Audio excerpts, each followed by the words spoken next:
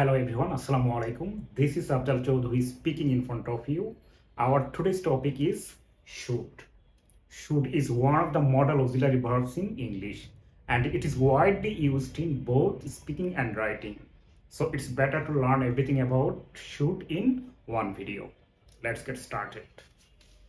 তো শুটটাকে আমরা মূলত ব্যবহার করি হচ্ছে কোনো কিছু হওয়া উচিত বা কারো কোনো কিছু হওয়া উচিত, কারো কোনো কিছু থাকা উচিত, বা তোমার এটা করা উচিত, তোমার ওইটা করা উচিত হয়নি, বা তোমার ওইটা করা উচিত ছিল। তো আমরা আজকে এই শুটের সব কয়টা ব্যবহার এই একটা ভিডিওতে আমরা শিখবো। তো না টেনে একদম প্রথম থেকে শেষ পর্যন্ত ভিডিওটা দেখবেন। আশা করি শুট নিয়ে আর কোনো ধরনের কোনো কনফিউশন থাকবে না। তো আমরা প্রথমেই দেখবো হচ্ছে সাবজেক্ট প্লাস শুড বি, তারপরে নিব হচ্ছে আমরা যে কোনো একটা নাউন হতে পারে অথবা অ্যাডজেক্টিভ হতে পারে। আর এটার অর্থ তাহলে কি দাঁড়াবে? হওয়া উচিত। মানে এই যে সাবজেক্টটা তার কোনো কিছু হওয়া উচিত, এই অর্থে আমরা এই স্ট্রাকচারটা আমরা ব্যবহার করব। যেমন দেখেন, তোমার একজন ক্রিকেটার হওয়া উচিত, তাহলে আমরা কি প্রথমে কি নিব? You should be. You should be কি হওয়া উচিত? ক্রিকেটার হওয়া উচিত, একজন ক্রিকেটার হওয়া উচিত। আমরা কি বলবো? You should be an cricketer. এটা হয়ে গেল you should be an cricketer, তোমার একজন ক্রিকেটার হওয়া উচিত। তো এখন দেখেন এই শুডটা কিন্তু মডাল অক্সিলারি ভার্ব, আর মডাল অক্সিলারি ভার্ব যুক্ত কোনো বাক্যকে যদি আমরা নেগেটিভ করতে চাই তাহলে আমরা কি করব? এই শুডের সাথে নট যোগ করলে কি হয়ে যাবে? এটা নেগেটিভ হয়ে যাবে। তাহলে আমরা এখন যদি তোমার ক্রিকেটার হওয়া উচিত না, তাহলে আমরা কি বলবো? You should not be an cricketer. যেহেতু এটা নেগেটিভ তাহলে আমরা শুডের সাথে জাস্ট নট যোগ করব। You should not be and you should not be an cricketer। এখন দেখেন, তোমার কি ক্রিকেটার হওয়া উচিত বা কারো কি কোনো কিছু হওয়া উচিত? আমরা কোয়েশ্চেন করি না যে তোমার কি একজন ডাক্তার হওয়া উচিত, তোমার কি তোমার কি সৎ হওয়া উচিত উচিত নয়, বা এই ধরনের কোয়েশ্চেন কিন্তু আমরা করি। তো এই ক্ষেত্রে মনে রাখবো আমরা এই জিনিসটা, শুডটা যেহেতু মডাল অক্সিলারি, নেগেটিভ করার সময় এটার সাথে নট যোগ করলে নেগেটিভ হয়ে যাবে। আবার যদি আমরা এটাকে সাবজেক্টের আগে নিয়ে চলে আসি তাহলে এটা কি হয়ে যাবে? ইন্টারোগেটিভ বাক্য হয়ে যাবে, অর্থাৎ প্রশ্নবোধক বাক্য হয়ে যাবে। তোমার কি ক্রিকেটার হওয়া উচিত? তাহলে আমরা কি করবো? শুডটাকে সাবজেক্টের আগে নিয়ে আসবো। মনে করো আমরা এখানে শুড দিলাম, তারপর আমরা এখানে ইউ দিলাম, ঠিক আছে? Should you be an cricketer, লাস্টে প্রশ্নবোধক চিহ্ন। তাহলে আমরা এই শুড বি এর ব্যবহারটা আমরা শিখলাম। এখন আমরা দেখবো হচ্ছে শুড হ্যাভ এর ব্যবহার। শুড হ্যাভ এর ক্ষেত্রে আমরা মনে রাখবো যে সাবজেক্ট বসবে, তারপরে হচ্ছে শুড হ্যাভ বসবে, তারপরে একটা নাউন থাকবে। মানে আমাদের কোনো কিছু, মানে সাবজেক্ট যে থাকবে তার কোনো কিছু থাকা উচিত, এই অর্থে আমরা মূলত এই স্ট্রাকচারটাকে আমরা ব্যবহার করব। যেমন প্রথম বাক্যটা দেখেন, তোমার সততা থাকা উচিত। মানে যে কোনো একটা বিষয়ে বা যে কোনো কিছুতে মানে তোমার সততা থাকা উচিত, আমরা যে বলি এই বিষয়টা। তো ইংরেজিতে আমরা বলার ক্ষেত্রে প্রথমে আমরা সাবজেক্ট নিলাম ইউ শুড হ্যাভ, মানে তোমার থাকা উচিত। কি থাকা উচিত? সততা থাকা উচিত। তাহলে কি? অনেস্টি। এই অনেস্টি কিন্তু নাউন। তোমার সততা থাকা উচিত। তো এখানে দেখেন আমরা সাবজেক্ট চেঞ্জ করে যে কোনো সাবজেক্ট কিন্তু আমরা নিতে পারবো। শুডের ক্ষেত্রে এই বিষয়টা আমরা মাথায় রাখবো।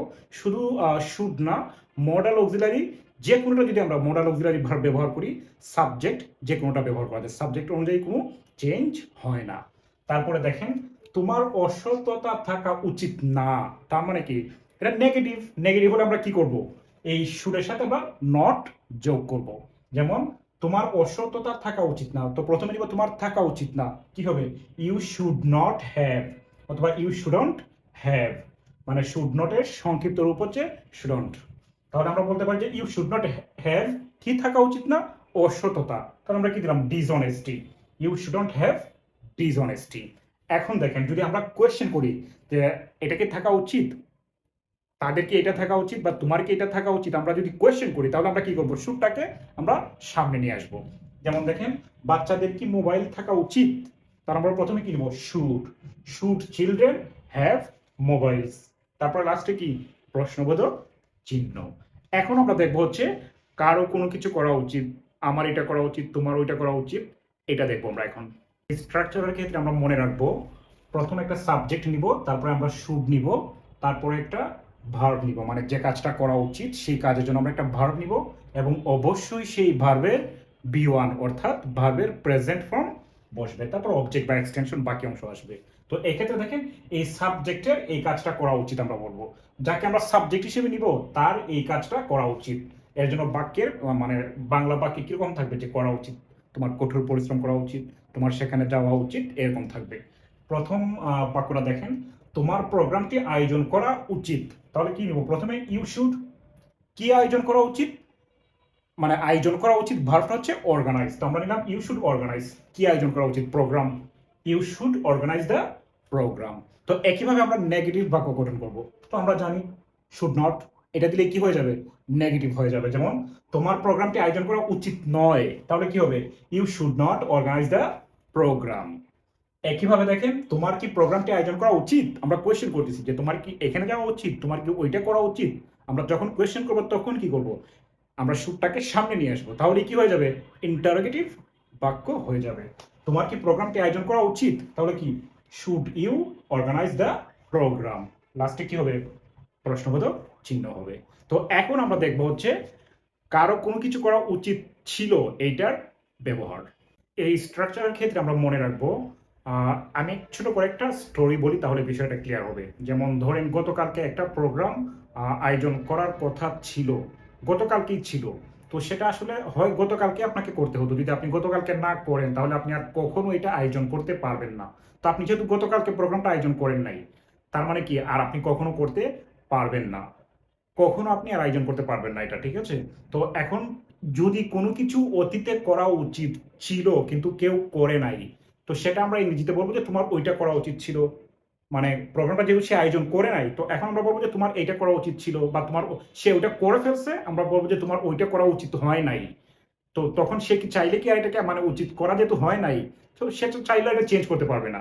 তো এই ধরনের বাক্যের ক্ষেত্রে আমরা এইটা এই স্ট্রাকচারটা ব্যবহার করব। যেমন প্রথমে সাবজেক্ট নিব, তারপরে কি নিব, শুড হ্যাভ নিব, তারপর যে কাজটা করা উচিত ছিল অথবা যে কাজটা করা উচিত হয় নাই, মানে কাজটা করা উচিত ছিল সে চাইলেও কিন্তু আর করতে পারবে না, আর কাজটা করা উচিত হয় নাই সে চাইলেও কি এটাকে আর উল্টাতে পারবে না।